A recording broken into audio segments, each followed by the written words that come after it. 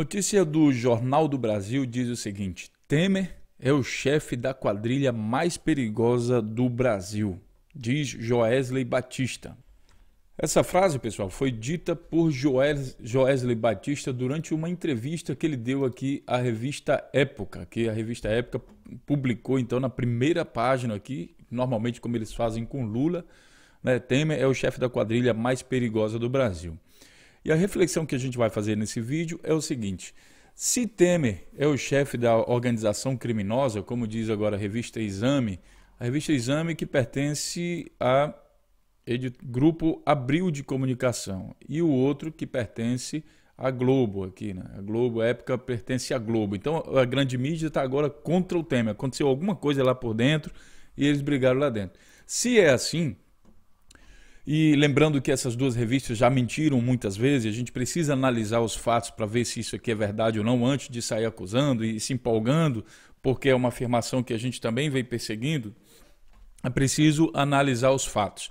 O que a entrevista aqui do Joesley Batista diz coincide com o discurso que Ciro Gomes já vem falando durante muito tempo, desde 2010 ou até antes disso. Michel Temer é o teste de ferro de Eduardo Cunha.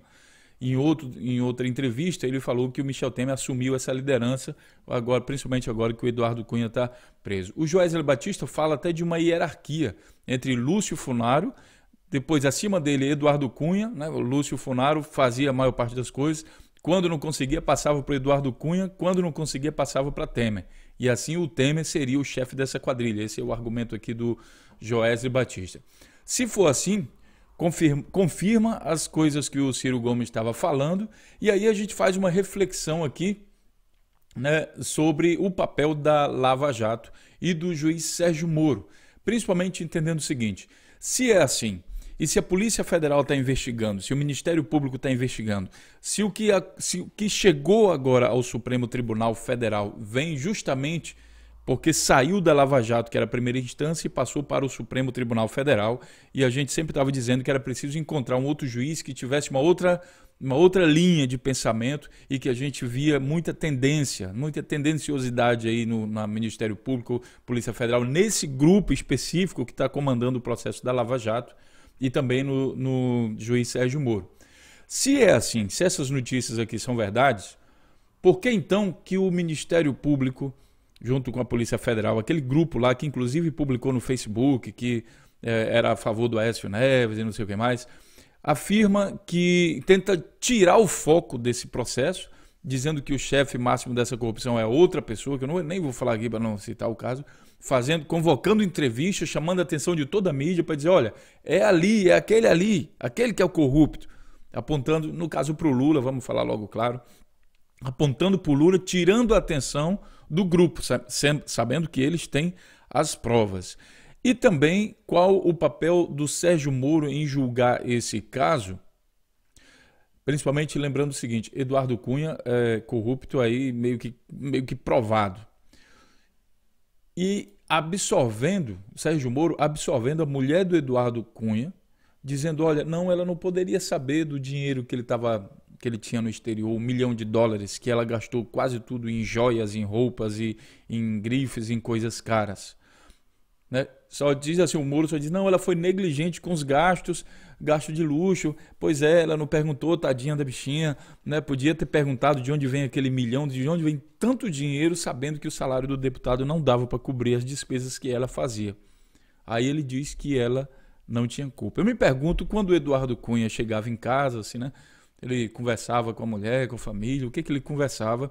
Como é que depois de anos e anos acompanhando uma pessoa que vem fazendo casos de corrupção desde o Rio de Janeiro, lá na Telerge, no tempo do PC Farias, né, como o próprio Ciro Gomes fala aqui no vídeo, na entrevista dele a Mariana Godoy, como é que ela não poderia não saber o que está acontecendo?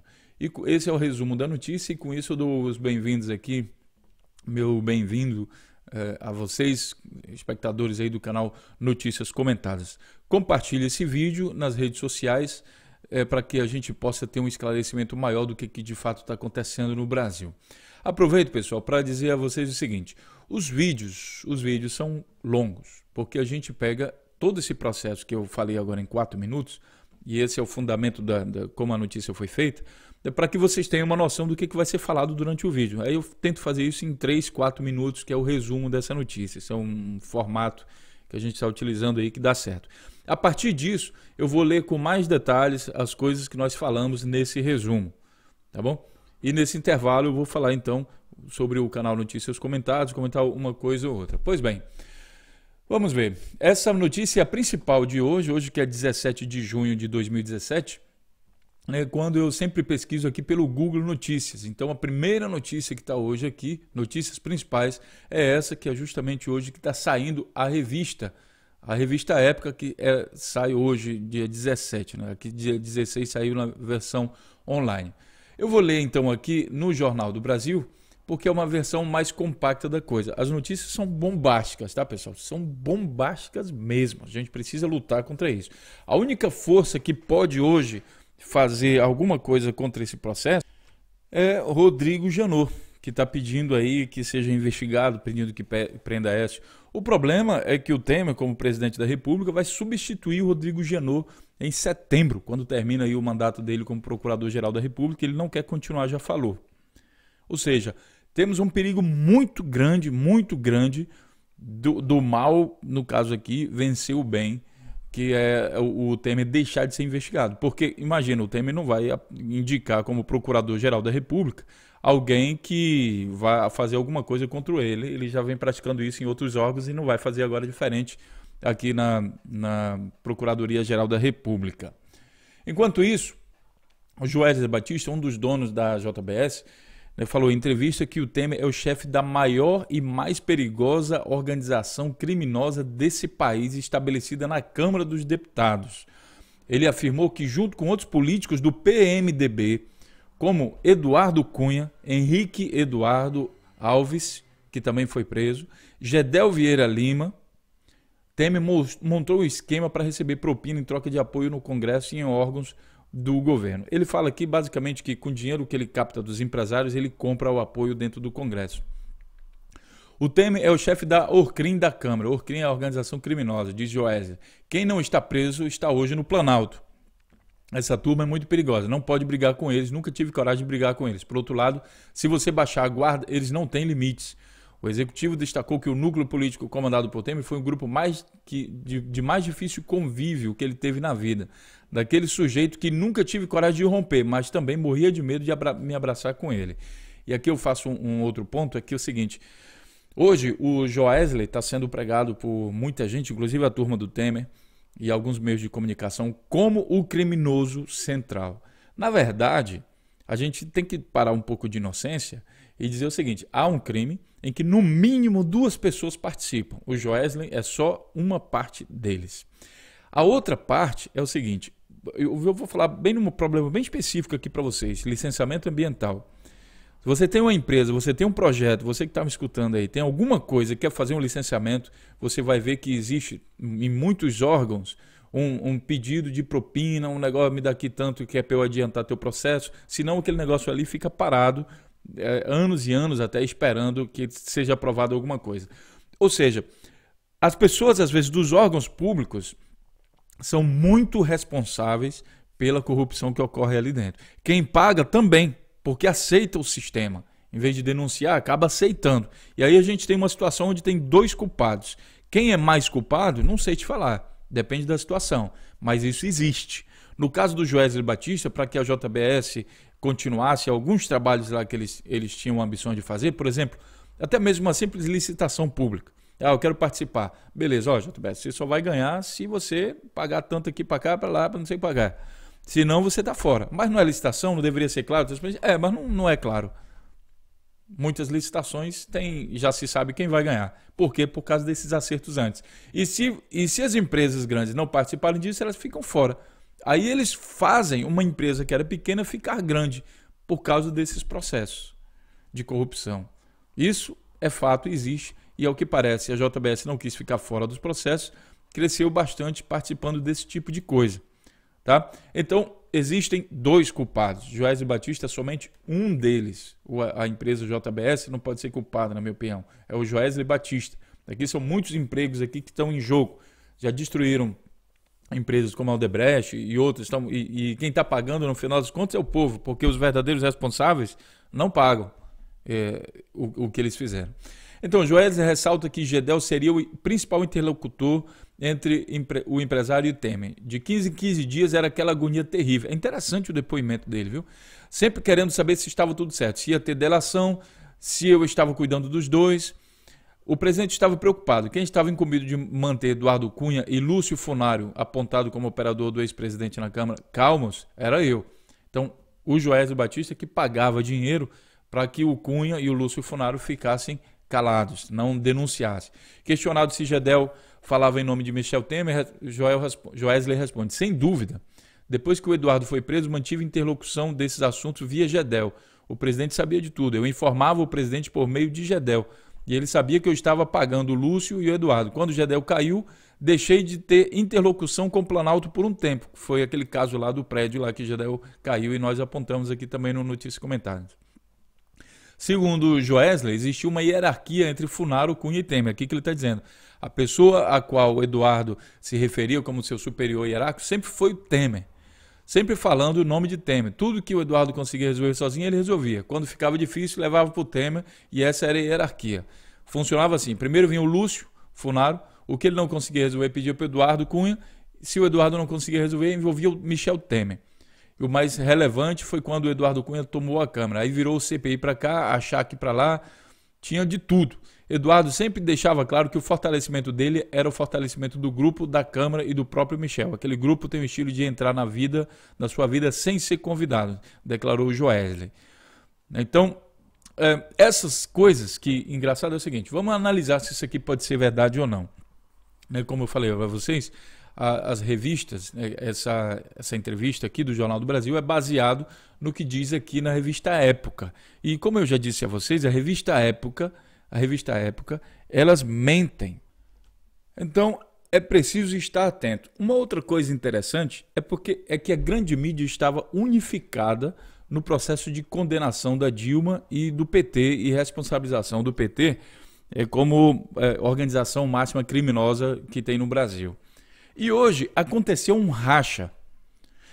Nesse racha, a gente ainda vai descobrir isso com o tempo, somente com o tempo. Tá? Que a gente vai descobrir por que o racha. Aqui é a revista Exame, que pertence aqui ao Grupo Abril, tá? Junto com a revista Época, que pertence à Globo, está meio que num racha com a revista Isto É, que pertence aqui ao Editora 3. Aqui embaixo você está vendo.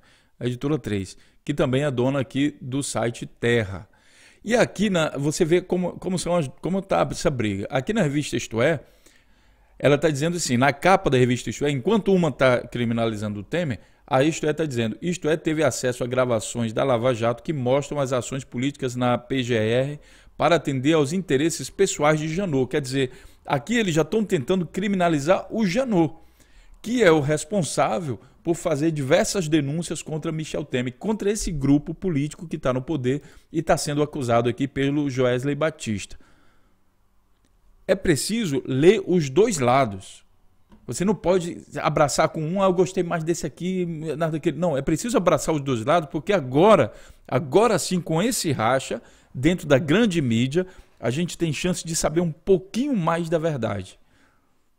Pouquinho mais, tá? Então, é preciso ler os dois lados. Mas é muito interessante para o Brasil o momento em que existe esse racha aí na grande mídia. Agora, com a internet, a gente vai explorar isso melhor. Antigamente, como não tinha internet, eles abafavam o caso lá para frente e ficava isso. Hoje não, a gente registra isso.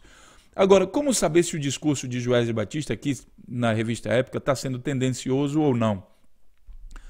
Olha, pessoal, o que a revista Época está falando, o que, na verdade, essa entrevista que o Joesley Batista está falando, ele está confirmando a versão do Ciro Gomes, numa entrevista aqui de 38 minutos, que você vai ver essa parte que ele fala aqui do Michel Temer.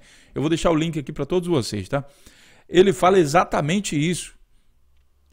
Não com tantos detalhes como o Joesley Batista, mas tudo que o Ciro Gomes tem falado, que inclusive tem caído aí na opinião de muitos como sendo um louco, que critica, que fala isso, que fala aquilo, e que não tem fundamento as críticas dele, ninguém leva mais a sério porque ele fala com muita raiva.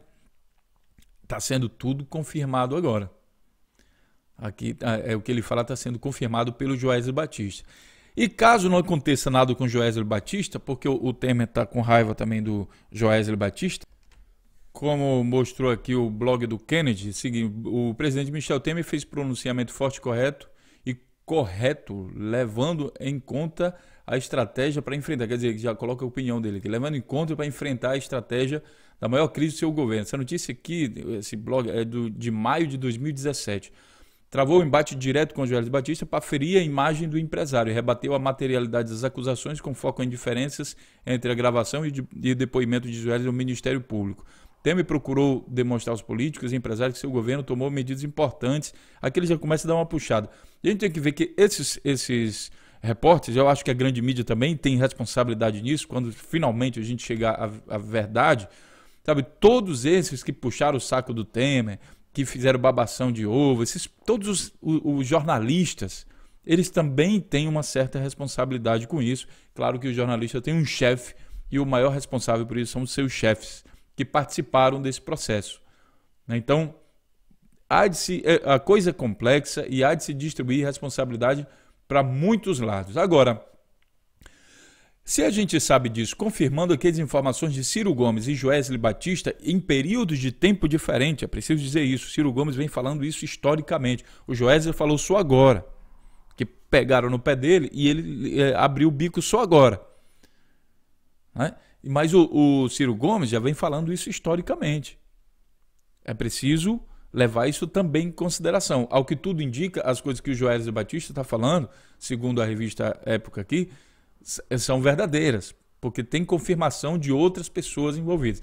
Agora, se é assim, eu me pergunto por que a Polícia Federal com o Ministério Público, da Operação Lava Jato aí, por que eles insistem no caso de que quem é o comandante máximo desse esquema é uma pessoa em que hoje não se tem provas contra ele. Só existe convicção, que é o Lula. Eles insistem nisso. Inclusive, na hora de pedir a pena, eles pediram uma pena maior do que aquilo que seria recomendado para aquele caso lá, caso aquilo lá fosse comprovado.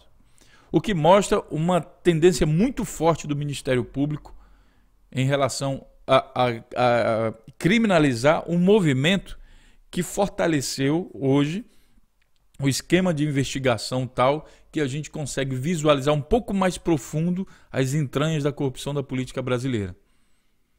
Polícia Federal e Ministério Público foram fortalecidos durante o governo do PT. E hoje a gente tem a consequência disso. Só por isso a gente consegue ver. Se não, era que nem no tempo do Fernando Henrique, que ficava tudo esquematizado. Inclusive, o Ciro Gomes também aponta que Fernando Henrique Cardoso e o PSDB dentro desse processo. É lógico, no governo do Fernando Henrique Cardoso, quando tinha o engavetador-geral da República, a Polícia Federal também não falava nada, não. Ninguém investigava nada, não.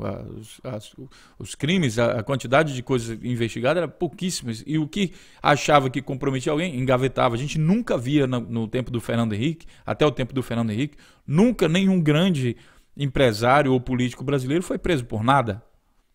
Era inimaginável pessoas como o pessoal da Odebrecht serem presos. Essas pessoas eram deuses no Brasil. Eram deuses. O Brasil, a população era colônia deles. Tudo bem? Então, eu me pergunto por que o Ministério Público faz isso. Na verdade, não é um Ministério Público, é um grupo de procuradores. Por que aquele grupo de procuradores fazem e insistem nesse processo? Seriam eles...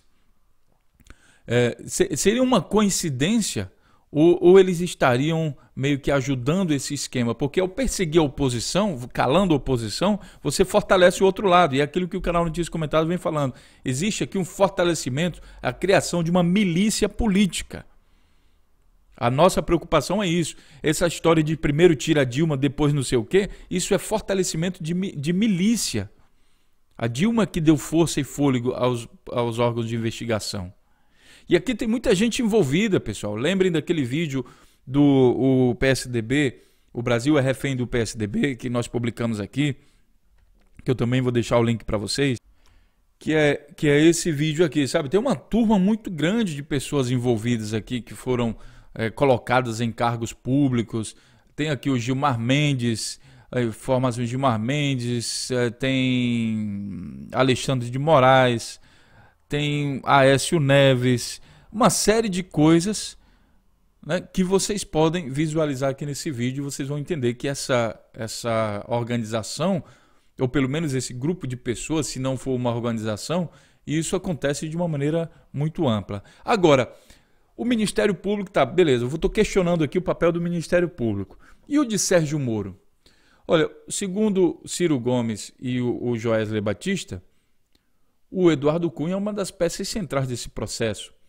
O Eduardo Cunha foi preso pelo Sérgio Moro, mas a sua esposa, que nunca teve foro privilegiado, foi inocentada pelo Sérgio Moro. Por que então que houve a prisão do Eduardo Cunha? O que de fato está por trás da prisão do Eduardo Cunha? Que muita gente diz, está vendo? O Sérgio Moro, ele é não sei o quê, mas ele absolveu a mulher do Cunha.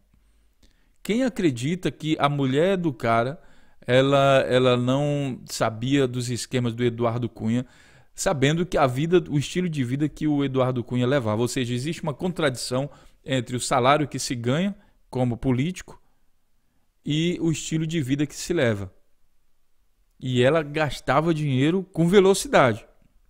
Ela, a filha, e aí não haveria, ela foi negligente. A conclusão que o Sérgio Moro chegou é somente que ela foi negligente e foi absolvida de todo o processo. Eu vou fazer um vídeo só sobre isso aqui, porque eu acho que isso aqui é alarmante. O juiz Sérgio Moro inocentou nessa quinta-feira, 25 de maio, a jornalista Cláudia Cruz, mulher do deputado. Na sentença, o juiz alega falta de provas suficientes para comprovar que ela tenha agido como dolo. Engraçado. Aqui ele diz que não tem provas suficientes, né? Mas, por outro lado, o Ministério Público diz que tem convicção. Né? A defesa de Cláudio Cruz afirmou que a decisão não surpreendeu. A sentença reconhece que ela não praticou nenhum ato ilícito. É impressionante isso aqui. Eu acho... Sabe, a gente ainda vai falar um pouco mais sobre esse tema em outro vídeo, mas eu acho incrível. Essa sentença aqui, ela me parece ser incrível. Uma última coisa aqui sobre a revista Isto É, nós falamos que elas estavam em pé de guerra, né? Não esqueçam que a revista Isto É foi a que homenageou o Michel Temer como brasileiro do ano. E é muito importante que você reconheça as pessoas nessas fotos aqui, nessa foto e nessa participação da Isto É, porque provavelmente aqui estão vários representantes dessa quadrilha chamada aí pelo Joesley Batista. Toda essa quadrilha junto está sendo premiada aqui pela revista Isto É. Qual o envolvimento da revista Isto É dentro desse processo? Olha, Michel Temer, Sérgio Moro, a gente não consegue dizer logicamente aqui quem faz parte da quadrilha, mas é interessante que vê alguns membros desse pessoal sendo premiados no mesmo evento, um evento tal em que aparece a famosa foto do Sérgio Moro dando risadas, aí tomando alguma coisa com Aécio Neves, que hoje está prestes a ser preso. Nas fotos vocês veem a cúpula do PSDB e a cúpula do PMDB e Sérgio Moro participando de todo o processo, rindo e como se tivesse grandes amizades, né, e tudo mais. Aí você vê também uma figura interessante, João Dória, que queria visitar o Lula na cadeia, e ele tinha certeza disso. Eu me pergunto como é que ele poderia ter certeza de alguma coisa se ele não soubesse o que estaria acontecendo e quem são as forças que estão agindo aí por trás para colocar Lula na cadeia. Como ele poderia ter essa certeza, tá? Então é isso aí. Deixo esse vídeo aqui a vocês. Esse foi o vídeo sobre essa questão do Temer ser chefe da quadrilha. Lembrando no final que vocês poderão cortar o vídeo, né, aqueles primeiros 4 minutos que a gente fala aqui sobre o resumo da notícia, e isso pode ser feito também em outros vídeos. Eu estou autorizando que vocês façam, espalhem essa notícia. O principal intuito do canal Notícias Comentadas é espalhar um pouco mais de reflexão sobre as coisas que de fato acontecem no Brasil.